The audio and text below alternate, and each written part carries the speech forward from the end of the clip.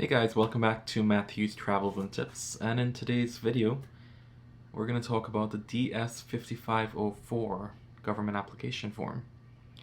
Now the DS5504 is one of the applications that a passport applicant can use to change your name on their passport if their passport has an error on it, or if you're replacing a limited passport, you use this form, the DS5504. So this form is only used if the passport was issued within the last year, and it works for all circumstances. If you received a passport in the last year and there was an error on the passport, this is how you're gonna get that error corrected and get a new passport issued. It is also used in terms of if your name has changed within the last year. So let's say you got a passport last year, you recently got married, you've changed your name. This is the form that you're gonna use to get that name change. And a limited passport, this is something that's issued to you if you, let's say you lose your passport while traveling abroad. The US Embassy will issue you a limited passport, meaning this passport is only good for 1 year, and it needs to be replaced as soon as you get back to the United States. So let's take a step into the actual website. I'll show you how to complete the form.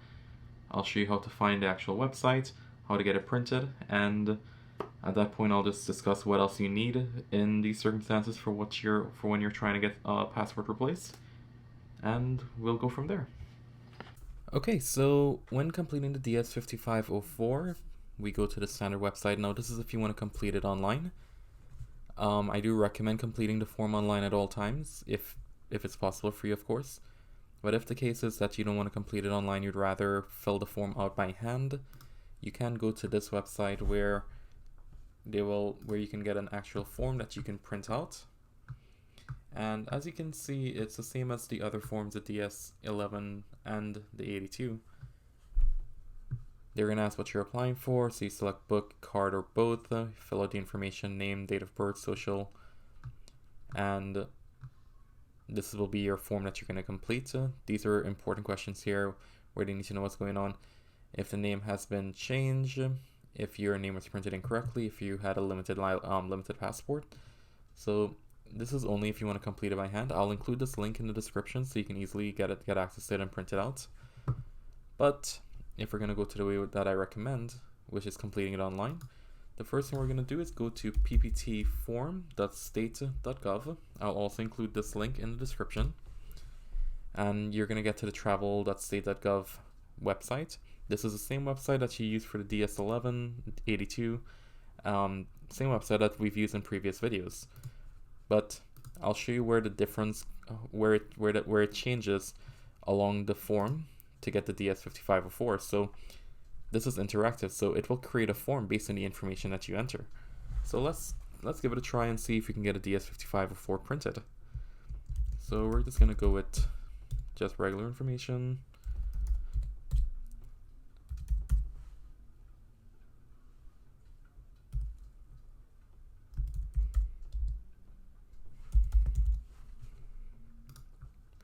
Alright, so we're just going to fill this out real quick with just some generic information.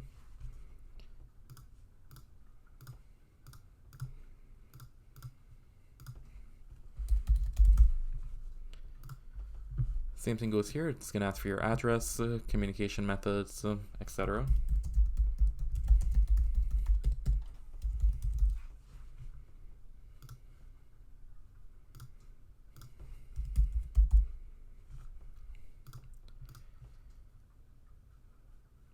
When it comes to the preferred method of communication, I usually recommend selecting both.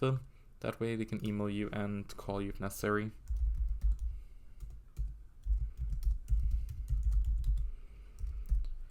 Well, let's hope that somebody actually doesn't have the email address as test@gmail.com, but hey, it's not like there's any real information here. We're gonna go just put another generic number.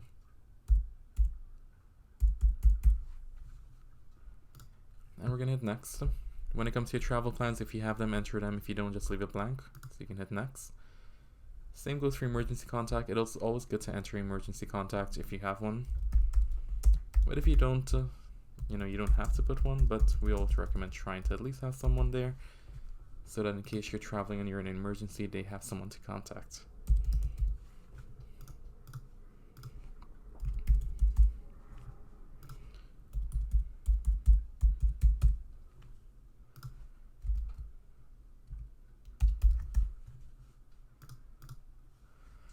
So this is where it gets interesting.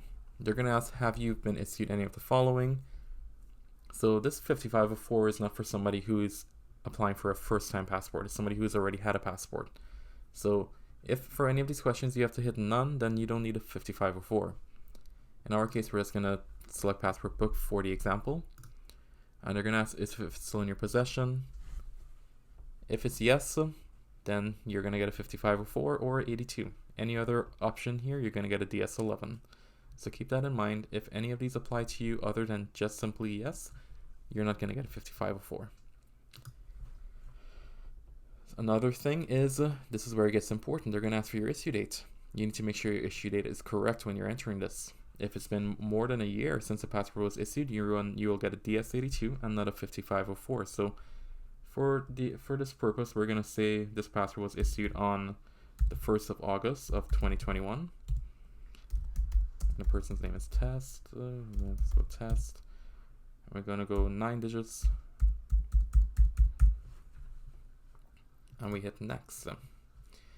This is also important to ensure we get a 5504 printed out. Was the data printed correctly in your most recent document? So we're going to say no. It wasn't printed incorrectly. If you select yes, it was printed correctly, they're going to ask, has your name changed since your most recent passport was issued? And for the example, we're gonna do both. We're gonna get all the information. So we're gonna say the last name was incorrect. We're gonna say, has your name changed since your most recent document was issued? We're gonna say yes. Let's say marriage. Let's say it happened on November 1st, 2021. Let's call this Miami, Florida. And if you're doing a name change, you're gonna need to see a certified document to reflect the name change, such as a marriage certificate. So we're going to select yes, and they're going to also, these are, you don't need to have information for all these. These are the 3 criteria we spoke about in the beginning for if you needed a passport, if you need a 5504 to get something corrected on your passport. So it's if there's the data was printed incorrectly, if your name was changed, or if your recent passport book was limited for 2 years or less. So what we're gonna do here is, let's see, for the sake of the video, let's show you what they're gonna ask here as well. And if you were issued a limited passport overseas, you may have paid for it. If you did pay for it, you don't have to pay again. If you didn't, you do have to pay again. So in order for us not to get to any errors, I'm just going to leave the first 2 options with the information here. I know it's getting a little confusing, but I'm trying to speak to an entire audience for different problems that they may have. So let's try and keep up where, once again, we're going to talk about one of these 3 circumstances can be applying to you, or even 4, if we want to talk about the last one, which we will soon. But if your name was printed incorrectly, this is the option at the top. If your name was changed through court order or marriage, this is the second one. If you received a limited passport, the third. And the last one is, has your data changed since your most recent document was issued? Data meaning, this also applies, this goes hand in hand with the second one, where the things that may change in your life is things such as your name.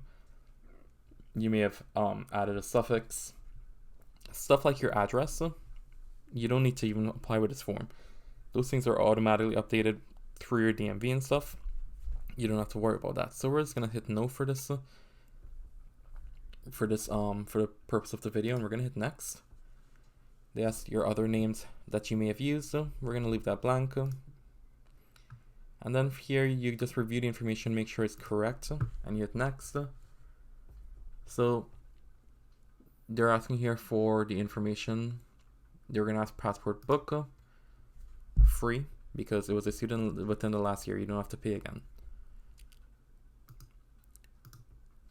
You do have the option here.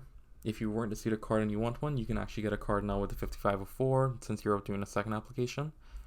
We're going to leave it blank for now, for the purpose of the video.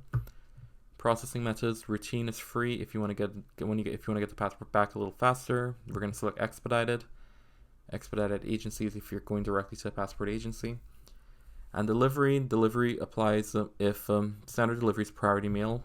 Once it's printed, you'll get it back within like a week, 1 to 2 day delivery, $17.56.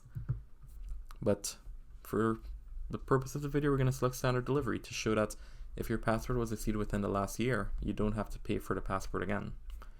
And then we're going to hit next, and that's your final page. So at the top here you can see mail your DS5504 to the following address, and you scroll down, you check this box off and you hit print form, and you will be able to open your DS5504 once it loads. And here we go, we have your completed DS5504 with all your information here, and once you print it, remember to sign it.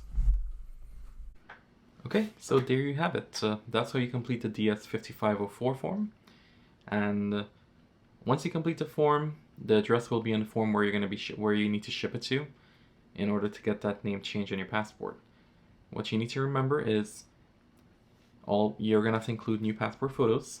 Unfortunately, even if you had the passport taken a month ago and the passport was issued a month ago, you do need new passport photos, so be sure to include those. You need to include your passport. That is very important. Make sure and send that with the form as well. And include your proof of name change if you were recently married, or if there was an error in the passport. It doesn't ask for it, but it does help.